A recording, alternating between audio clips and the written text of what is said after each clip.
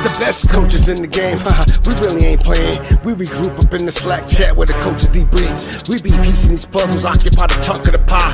Ain't no lie when we hit the block, helmets, casket is high. You be seeing helmet after helmet, helmet after helmet. First place, second place, fifth place, eighth place, 12th place, 15, 16, 20. So many helmets, you got blurred vision, we got... DFS Army, we're back with another edition of the Bold Call Fantasy Football Podcast, sponsored by Underdog Fantasy. And I am here with the master of the value meter, live from Monrovia, Jeff Erickson, RotoWire co-founder. How are you, my friend? I'm good. I'm off that buzzing off a post-draft high right now. Just finished NFFC primetime draft. It's biggest draft that in terms of entry fee and all that I have every year. Pretty excited. It's fun to get off in a league like that. Talented people in the league and all that. But it went the way I mapped out, which is really weird. There's something very special about doing those high stakes NFFC drafts. Especially when you execute the plan. And for a few minutes, even for a few days here, we feel good about our teams until week one happens. Until all plans look great until you get punched in the mouth, as everyone likes to say, or first contact with the enemy, whatever metaphor you want to use. Let's just say that I got what I was hoping for. Well, let's see if that's what I was hoping for is right. Right. And we're going to, it's one of my plans is to talk to you about that. But, many people that listen to this podcast, they know who you are because I talk about you guys and your show a lot. And again, you can see Jeff Erickson. He is on SiriusXM Fantasy Sports Channel Monday through Thursday. It starts at noon now, right? Noon Eastern is the new time? Yeah, noon to 2. Noon to 2, and then obviously every day on his own podcast. And he is, again, over at RotoWire.com. Jeff, how long have you been doing fantasy sports professionally for? We started Roto News back in 1997. Myself, Peter Schenke, and a guy named Herb Ilk. I shouldn't say a guy named. His name is Herb Ilk. He's the tech guy behind RotoWire / Roto News. The three of us have been together all this time. We added Liz and a guy named Tim Schuler as partners in 2001. They started doing stuff for us in 1999. And I was doing it full time by the end of 98. So, and I was playing before that, obviously. Yeah. What were you doing before that for work? I just graduated law school, just passed the bar. And I lived in Chicago, so I didn't pass too many bars. I stepped in a few of them too. I'd never practiced full time. I like to joke that I'm a recovering attorney. So is Liz, for that matter. I clerked for a couple of firms, not like judicial clerkship, but just like small-time clerk for a small firm. And I was doing other stuff, and I was finding myself not interviewing for full-time legal gigs. And I was like, why? Oh, it's because I hate it. And I didn't really enjoy law school, although there's a lot of things that go to that. But I found myself, why am I not doing this? Oh, and then at the same time, a buddy of mine said, hey, come work for me if you don't want to practice. I did that. I was able to build the site while I was doing this other job. They had a T1 line, was able to work at night on Roto News, do my job during the day. And they were totally cool with that. It was kind of a symbiotic relationship. Yeah. So for any of you that listen to Jeff's show, you know that he has a very sober approach to fantasy, and that's why he's been so successful at it. And you could see that was his approach it just heading into the fantasy business. Now, what first made you fall in love with sports? I mean, were you one of the guys that were doing NCAA pools in middle school? Does it go that far back? Yep. I got banned from my brother's NCAA pool. I won it a couple years in a row. That's hard to do. I was a total sports geek. I had baseball cards. I played in leagues. Had this all-star baseball game where he spun the dial and all that. My brother and I would play that against each other. We played and watched sports constantly. That's what we did. And I just, the dream job was always to find a way to work in sports. Didn't know how to do it. Took a sports and entertainment law class in law school. It was more entertainment than sports, and I got depressed about that. And then Peter Schenke came to me and he goes, I have this idea. You do well in our leagues. He worked for the Wall Street Journal, and he could see like the rise of the internet coming. He could see that all these papers were online. He goes, hey, we can get all this information. We can be 2 days ahead of USA Today and their notes column and why your out of market player is not playing and all this other news and tidbits. And we'll put a fantasy spin to it too. I'll be the business guy. He's also a content guy too. Herb's going to build the site, and you're going to provide like rankings, and we'll talk about this. And it started there with baseball, added football in the fall, and just kind of went from there. Eventually added hockey and hoops, found people to write for us. John Hunt gave us like 4 mentions in his weekly baseball and his weekly column on Baseball Weekly. John Hunt was the man. For those of you who don't know fantasy back in like the late 90s, early 2000s, John Hunt from Baseball Weekly, he was the rainmaker in fantasy sports. If he mentioned you, your profile went sky high. He created labor. He did so many different things for our community.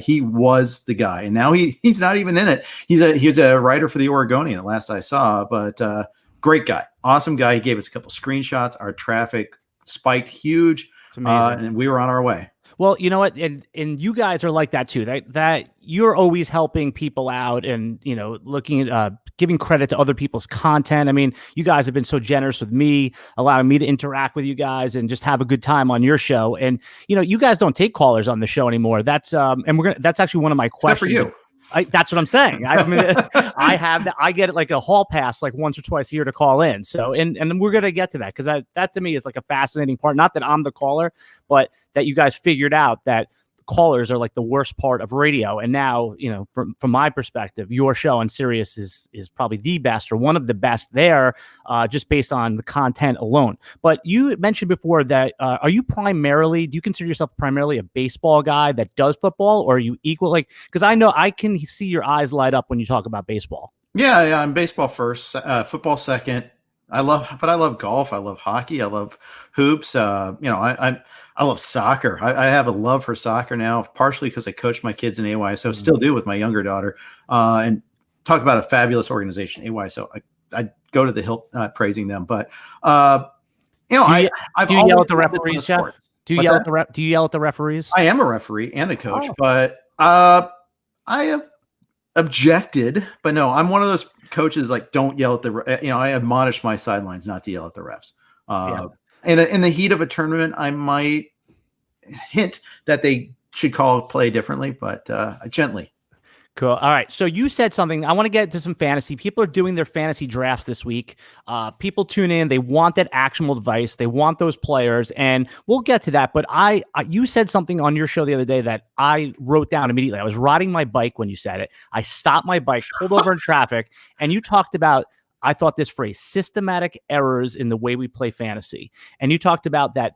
Is there a way to basically how to get better at fantasy? Like, so what do you do each year? What is the, autopsy you've done or that you do and go through your process in order to get better at fantasy? People ask me all the time, how do you know the players? What do you do? So how do you get better at fantasy sports? Well, so I think it's way more valuable to review the teams that you didn't do well with than the ones that you did. I mean, you should do both. I mean, enjoy your victories, but I play in a lot of leagues and I don't always do well, and I want to know why. And is there something I'm constantly missing?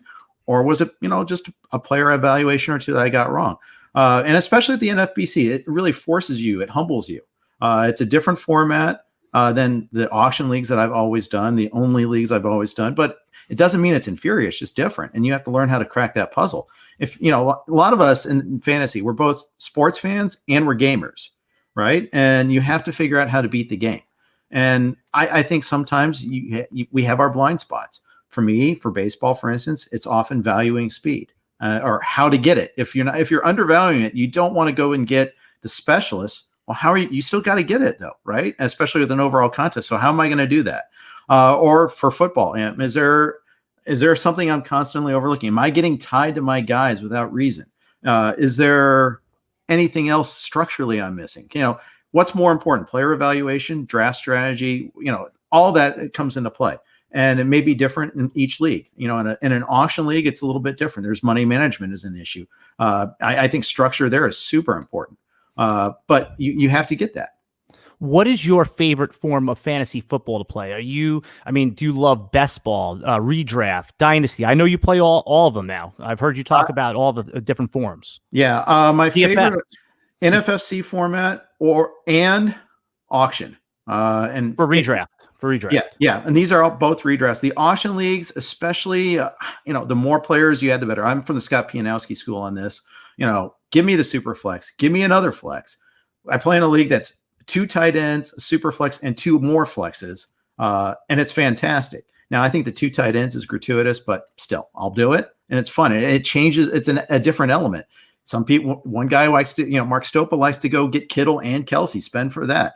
Yep. Okay, good. That's fine. I've settled into a strategy there. I think that serves me well, is like, I don't always go out and get McCaffrey or the top end guy. I mean, you can, but this league, I think they price it enough. I want to make sure I get production from every spot, and I've gotten better about doing that over the years.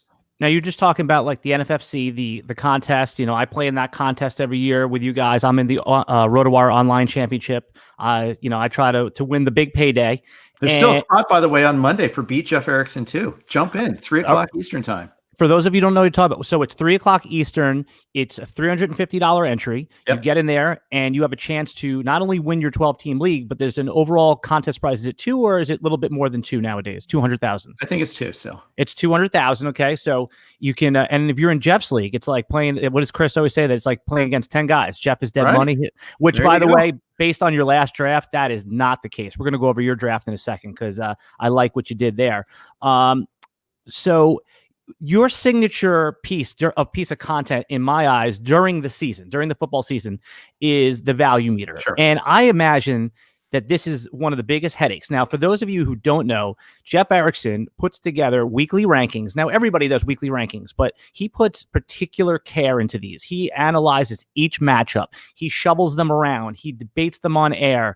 And a lot of people use his weekly rankings to determine their start seats. There's a lot of pressure on you. You are the cause of a lot of people's joy and misery. Angst. Yes. Angst, definitely. Anytime you want to create a reaction, put a list of rankings out there.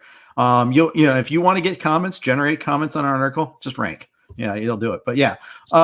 Take me through that weekly process. That's what I'm curious about. How do you do it? I want to give a hat tip first. Dennis Crowley, guy that used to write for us, was the guy that came up with that idea for us, call it the value meter. And there weren't too many weekly rankings back then. We've been doing this since early 2000s. I would say 2002, 2003 is when we first started doing the weekly rankings. And yeah, it's huge. And back then the technology was a lot harder to do that, but it's gotten better and better over time. I think that, a couple of things that came to play here.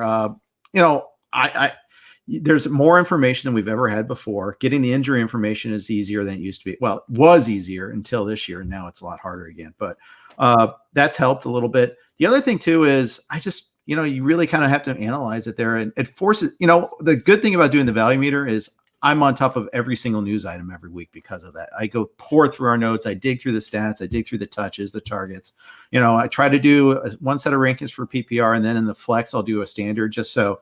It's not something for everyone, but it's a little closer to that. That's crazy to do a couple sets. Yeah. I mean, one of my tasks over at DFSARMY is I have to, on Sunday, sit in the Slack chat, and I love interacting with the members, and I answer these exhaustive start-sit questions. And I understand, you guys talked about it on your Sirius show, that it's just, the rankings are there. It's just they want to hear it from you. So I've said on many occasions, my last step that I do is go through your rankings on RotoWire just to make sure I'm in line. If there's something that I'm out of line with, I use you as the sanity check. So again, it's funny you say that because I do the projections for baseball, and I use the NFBC ADP as my sanity check. Fair enough. Yeah, no, that makes sense. It's funny, and that really leads me to my next question.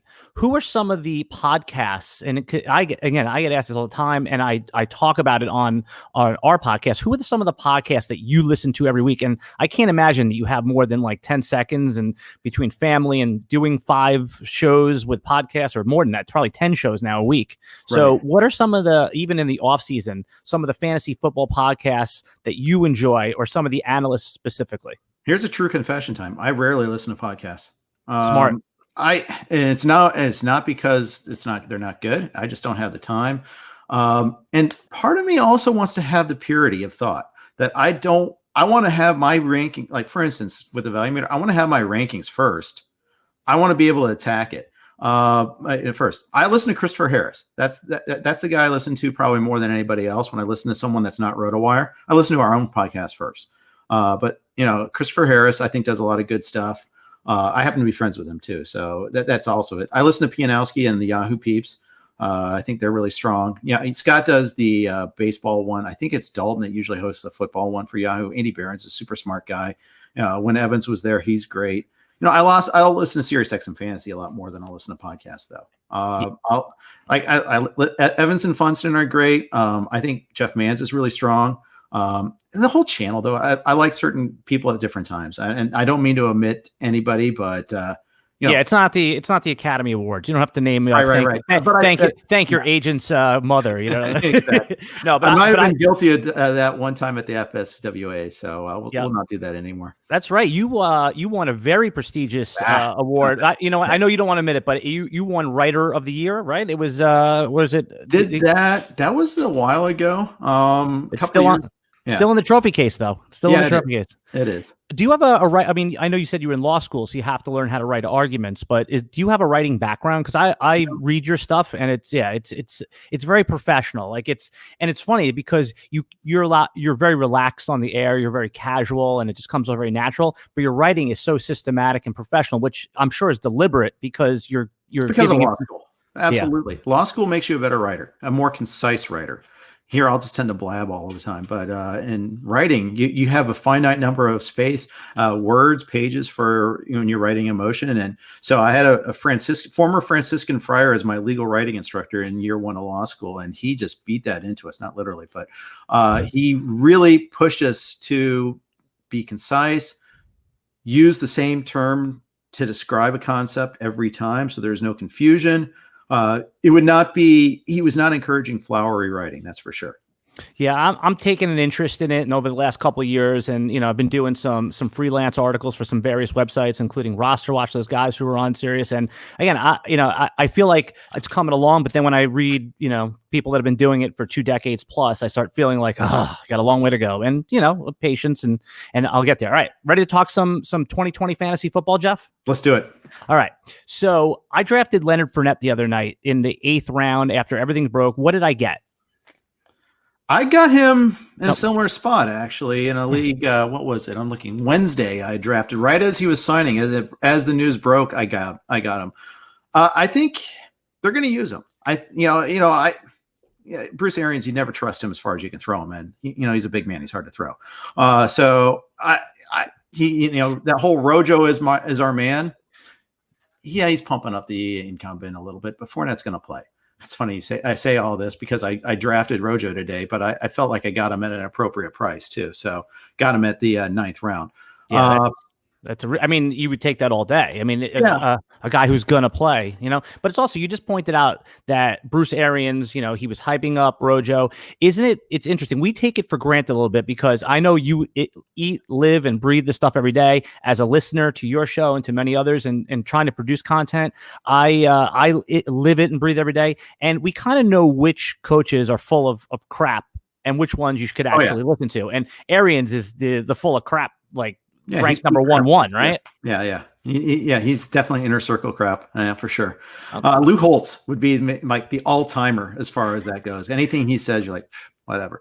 And back when he was coaching Notre Dame, especially, we're taking Murray State very seriously. Yes, I love Lou Holtz, man. That's a good old school reference. The 28-year-old listeners on this podcast, though, they're now seeing us with our canes walking because and we're also seeing a different iteration of Lou Holtz right now too. Yes. All right. Very early on, you talked about a player that was off my draft board. But again, when there's people that you trust that talk about players, you start to listen. So I've been telling the DFS Army members to fade Raheem Mostert, but you made a compelling case. Talk about why he is a good pick in the 5th round or later.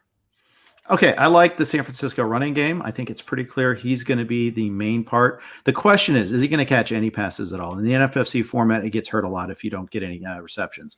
And the counter argument on Mostert too also is that he could be completely a product of the system. I like the pure speed he has. I like his ability around the goal line. I think he's good at converting, and I want to build off of what he did last year. Now, admittedly, he is not consistent. He would not be a Bob Lung guy, for instance. But and Bob's known for his consistency rankings. Right. Just as a throw that. You guys talked about that the other day. I mean, you bring him up. Yep. But I like him. I came close to getting him today.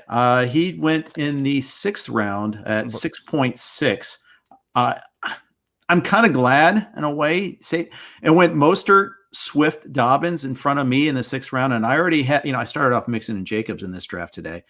So I drafted Andrews in the 5th, so I needed that 3rd receiver. So it's probably a case of enforcing some discipline on me. but it would have been really nice to have Mostert in my flex. I would have happily taken him. And I probably wouldn't have been able to get Lamb, or I definitely wouldn't have been able to get Russell Wilson, who I got in the 6th or in the 7th. So it was one of those key picks. There is a decision, if you will. But I think you want to have parts of this San Francisco running game. Now, maybe you make a better argument that you can get McKinnon a lot later and you still get a part of it there and you can use him in your flex. But again, that's a bye week sort of flex or consideration. I think Mostert's got top 10 upside. That's the way I think that running game is so good. Kyle Shanahan might be the best offensive mind in football. He's definitely the best at designing run plays, and Mostert is going to be benefiting from that. As long as he presumably gets the job, he's signed, he's happy now. I think there's a lot of arguments in his favor.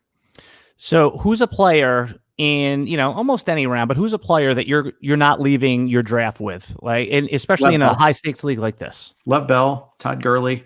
I haven't had them either in any times. Okay, actually, I'm sorry. I may have misphrased. I meant a player that you're not leaving without. I said not leaving. I meant, I'm sorry. I said it the opposite way of what I meant. Yeah. So who's a player that you want, if you're going into a draft where it matters, say it's a big entry like this one, you're targeting and you're getting him, you're going to jump up a round or so to get him?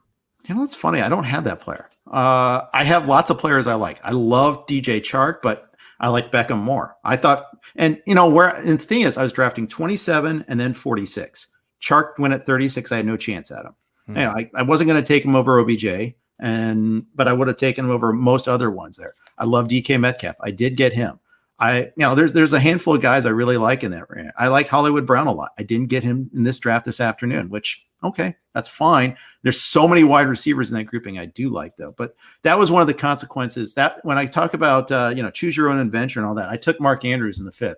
It's the latest he usually goes. And it cost me A.J. Brown, Hollywood Brown, and whichever wide receiver you like there. And there's a lot of them. It wiped out a good class of those wide receivers. It was a critical decision. Now, I think I still made the right call, but it's not without some regret looking at how the team structure is. I would have waited a really long time to take a tight end had I not taken Andrews there. Yeah, Andrews strikes me as the tight end that we could be talking about as a second round tight end next year. Like it really feels like that's not only in his range of outcomes, but it feels like it's just there's a drum beat leading up to that, and we're gonna be there by next year. And certainly in Dynasty, he's easily the 1 or 2 tight end for me. I know some people like Kittle in that spot. So in this draft that you talk about, and you're going to pin that draft on your Twitter so people could take a look at it, right? You're going to pin the board. Yeah. Yep. So take a look at that. His name is on Twitter is at Jeff Erickson. I certainly recommend you follow him. He puts out some great stuff across all sports. And Jeff, and you can see he's been doing fantasy over 2 decades, and he's still as passionate about it today. That's what I love about your show, that you guys talk about it like you just got the job yesterday. I think that really shines through. You smile when you talk about it. I mean, you guys are at a cruising altitude. It would be easy just to, even in the dog days of COVID, when you had to find content to do, you found creative ways to do it. And that shines through. And I highly recommend you follow Jeff on Twitter if you're not already. All right. So Jeff, for 2020, another one of the questions that I get a lot from my friends, from my coworkers is how should I handle the first 2 rounds? They actually hear about everyone's getting running backs. Does that mean I should go wide receiver? What is the best way to build a roster in a typical 1 QB league in the first couple rounds? So I like either running back or 1 running back and 1 wide receiver, you can make the case for running back and tight end too. I don't want to leave the first 2 rounds without a running back, just because I find like the 3rd and 4th round are pretty mushy. I don't want Gurley. I don't want Carson. I definitely don't want Lev Bell. I have some misgivings about Melvin Gordon. Where are you on James Conner? Are you including him in? He's a 2nd rounder now, though. Yeah. In fact, he went 2.5 in my draft today. So that gives you a little indication of where he's going these days. It's been decided now that he's part of the class. Keep in mind, he was a 1st-round pick at one point. He's healthy now. And I think that's the big key is, he had like 4 different types of injuries. And that's the reason why for a while he was going down. But I think as the consensus, the group thing is settling in, is like, okay, oh crap, I don't have a running back. Who can I push up? And it's either Taylor or it's Connor into that group. And then Connor leapfrogged Eckler and Chubb in my draft, which I haven't seen. Frankly, I thought whoever team 3 got on the comeback, started Elliott, got Nick Chubb at 2.10, which is that makes me a little sick. Yeah, that is makes me want to throw up in my mouth a little bit there. But I hate that too. I get so mad when other people get values and I Right. have to end up reaching. The one thing that gets me so, I mean, I'm emotional about your radio show. I am, because I listen all the time. I'm heavily invested. The one thing that gets me upset is this anti-Eckler thing that your broadcast partner Chris Liss always talking about. I mean, I have this guy as a first rounder. Now it sounds like he's come around a little bit after hearing Matthew Berry's pitch about how Eckler is a locked-in top 10 running back. But you're a good listener on the show. Where are you? I want to hear you sound off about Austin Eckler, the guy who was a top 5 running back, even with Melvin Gordon coming back. I know Phillip Rivers isn't there, but he's a pass-catching machine. Where are you on Eckler? Are you more with Chris, or are you more that he should be somewhere in the elite tier? It's funny you ask that, because I do wonder at times, do I let Liss influence me too much? I mean, he's very smart. He's an intelligent guy, and he's very persuasive, and he's the one that's put the time into our rankings too. They're his rankings on the site. I do use them. I use them in our draft tool all the time. I passed over Eckler. I went Mixon and Jacobs ahead of him. I think workload is a concern with Eckler. How many carries is he going to get? Will he get it? He was in the perfect situation last year. Phillip Rivers likes throwing to his backs as much as he does producing offspring. That's the two favorite things he does. I think the offspring he likes more. Yeah, I think so. Offspring, but he's equally prolific. But I think that's going to come down a little bit this year. That said, though, you look at the backups there. I'm a Northwestern guy, so of course I want Justin Jackson to be the guy, but he's already got a bad foot. He's already hurting a little bit. Joshua Kelly's the other guy. I don't view Kelly as much of a pass catcher. Eckler's still going to catch a lot of balls. I just think it won't be as many as last year. I don't think he's very good at the goal line when the line's stacked up against him. Now, it could be completely different with Tyrod Taylor. Having a mobile quarterback might open these lanes that he might not have had in the past. So that's the counter argument. I could see he was in my range of choices. Had team 11 and 12 gone running back, and I still wanted to get a second running back, I would have taken Eckler. If Jacobs were gone, I would have taken Eckler over Drake. Yeah, Eckler was my next running back. I would have taken him over Drake, over Connor, over Chubb. I do like Nick Chubb. I think he's a really legitimate, great floor guy. I just worry that he doesn't catch that many passes because Kareem Hunt is actually good, and that's the problem. If you're in on the Browns, though, I know last year it was, they were a buy high. This year they were a buy low. It seems like Nick Chubb should be one of the top 3 or 4 favorites to have the most rushing touchdowns in the NFL. It just, yeah, that's possible. Especially in a Stefanski offense. I think that's one of the things. Yes. I've heard Mario from RotoWire talk about how you just have to throw 2019 Browns out. That was kind of a big joke of an offense. And it just, that's a pass, a mulligan year, if you will. Right. So, Jeff, who's a player going outside of the top 2 rounds, say round 3 or later, that you think it has a good chance to be a round 1 pick next year if we fast forward to next year's rankings? Well, he's already kind of getting some healing. That's Jonathan Taylor. I think, he was 212 actually in the draft today, but I used to get him in round 3 all the time. I think that the Colts offensive line is ideal, the way they run their offense. Add in the fact they traded up to get Taylor, add in that his just raw ability. I think the one thing I get concerned about is he had the dropsies in training camp a little bit there. Whether he gets those catches when you have Hines, when you have Mack, that's something that's a little bit of concern, but I think he's got that healing. But let's go a little deeper than that, because that's kind of a cop-out sort of answer. I would say J.K. Dobbins is the guy that's, if he takes over as the starting back for the Ravens, look out. And he could take over in week 3. Yeah, you're another RotoWire guy. Jim Coventry was just on this podcast talking about how if his bold call was J.K. Dobbins is a top 3 running back this year from the minute he is declared the starter. And I don't even think that's that bold at this point. I think that's everybody likes him. You play a little bit of Dynasty, and you have Mario's content. You know how much they all love J.K. Dobbins. That's a good pick. All right. So what we do, a strategy that I've heard you talk about on the radio is don't spend all in on the fab when the running back emerges. Try to get him for $1 or $0 the week before. So right now we're in week 0. Who do you think are a couple of the players that are going to emerge in week 1 that we should either, if we've had our draft, pick them up right now for free, or if we haven't had your draft, take them in the 16th round if you're doing a typical 16-round draft? Okay. How about That's actually really, I'm looking at this draft that I just did to see who was going in that range. And you took JJ Arcega-Whiteside. I think everyone's saying, "Oh, he sucked last year." I think he's a lock to be a good player given the opportunity. So I have him in all the best ball drafts. I mean, he would have to literally be a bad player not to succeed in the situation that he's in. Well, and look at Jeffrey's on the PUP list. Rieger will probably miss week 1. Deshaun Jackson just got hurt hearing me talk about him. No, that's not fair. But no, he's good when he's healthy. But you're right. So good when he's healthy. Yeah. I would say, I'll throw you could throw a $1 bid on Brian Hill backing up Todd Gurley, and his arthritic knee. You've got a team that's going back to the zone read blocking system that they did, the outside zone read that was so effective under Shanahan, and why they went away from that, I'm not quite sure. He seems to be the backup there.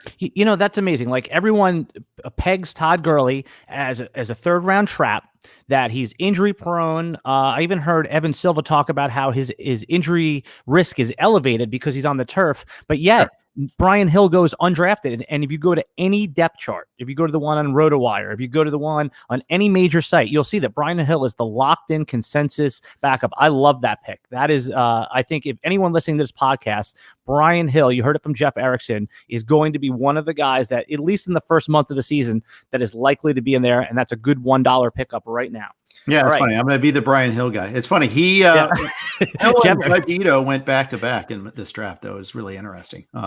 Ito just seems like, that's a pick, the low upside backup. Even if if Todd really got hurt, you almost think you wouldn't even love starting him. It just feels like that kind of guy. I'm sure some people I've heard they love Judge Ito, but I don't know. Brian Hill seems like the upside guy for sure. I do like that pick.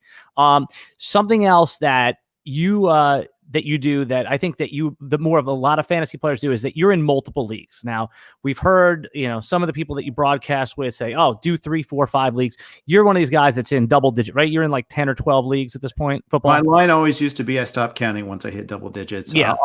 I'm going to put together my spreadsheet today, actually. I still have 1, 2, 3, at least 3 more drafts, maybe 4. But I'll put together my spreadsheet just so when news breaks, oh crap, this guy's hurt, I'll know where I have him at least. Well, that's my question for you. How do you manage it? Do you have a process? Do you write them down on a piece of paper? So how do you do your waivers? I'm sure you're in some Yahoo leagues that run on Tuesday, some NFFC leagues that run on Wednesday. What is your process? How does somebody that was, bored during COVID, got themselves into 12 leagues, dynasty leagues, guilty right here.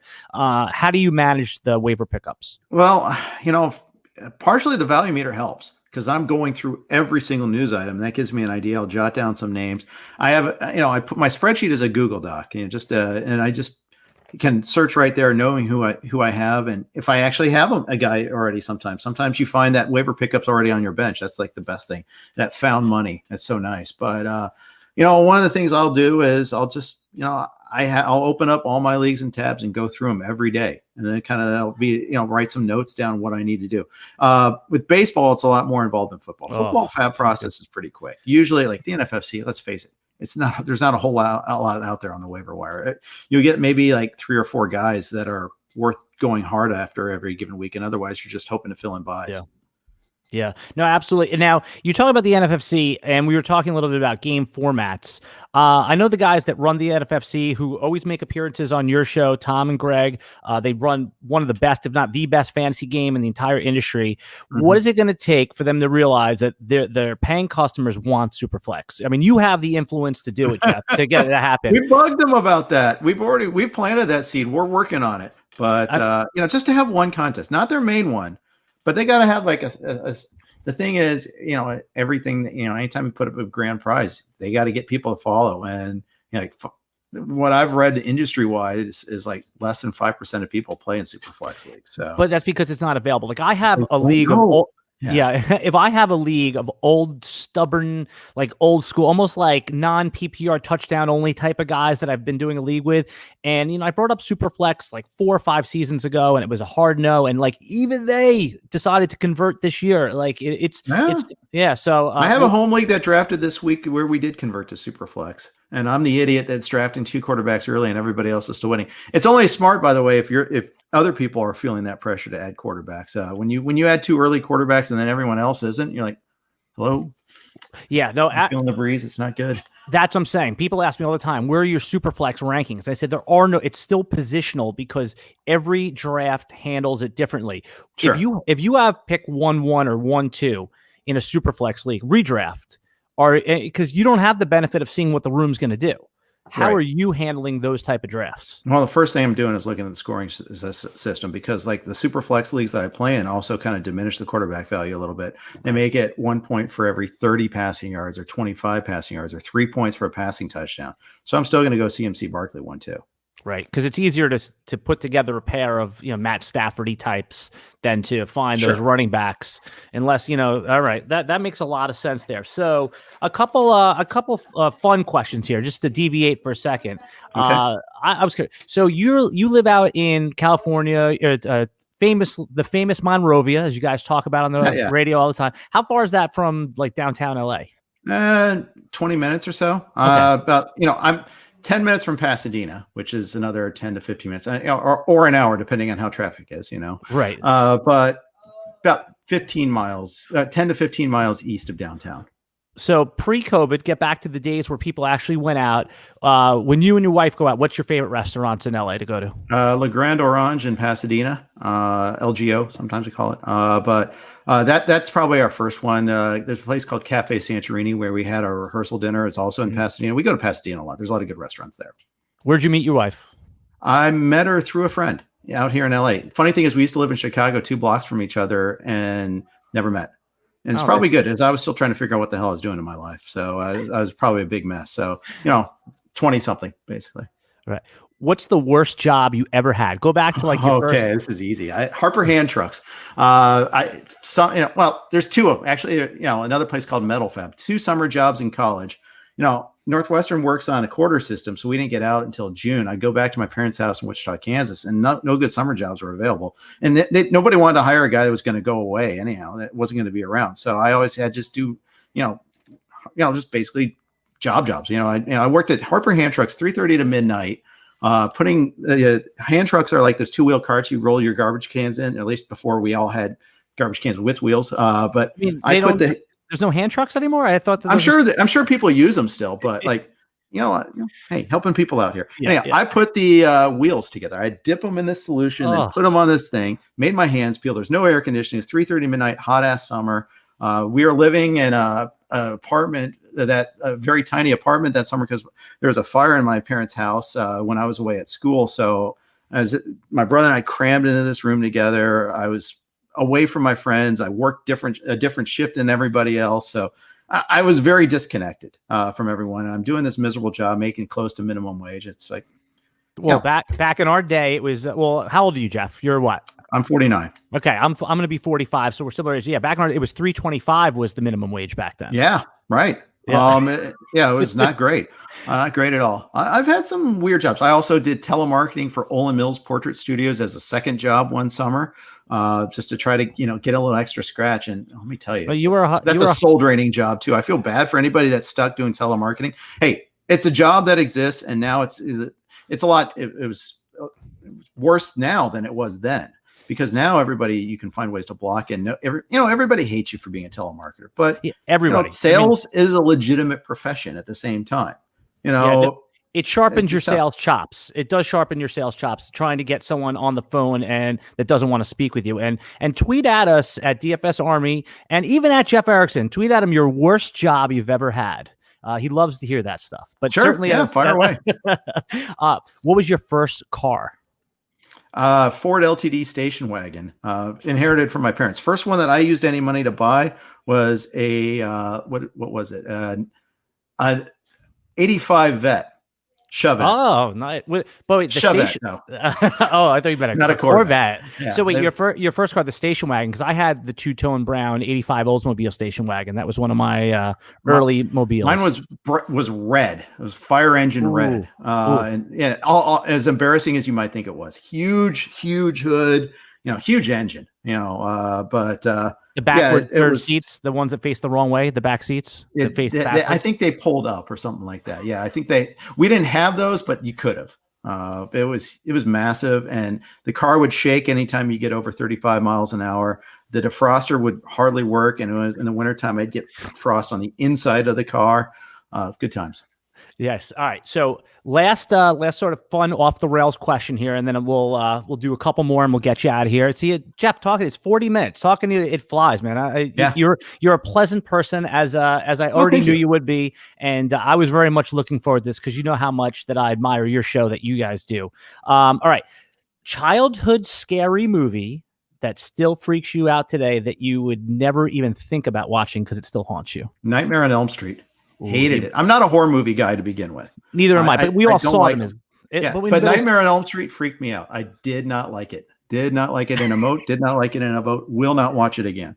Yeah, no, for me, it's The Shining, but you're right. The original Nightmare on Elm Street, even if we watched it today, it would probably seem hokey almost, but back then it would scare the crap out of you, you know? Yeah.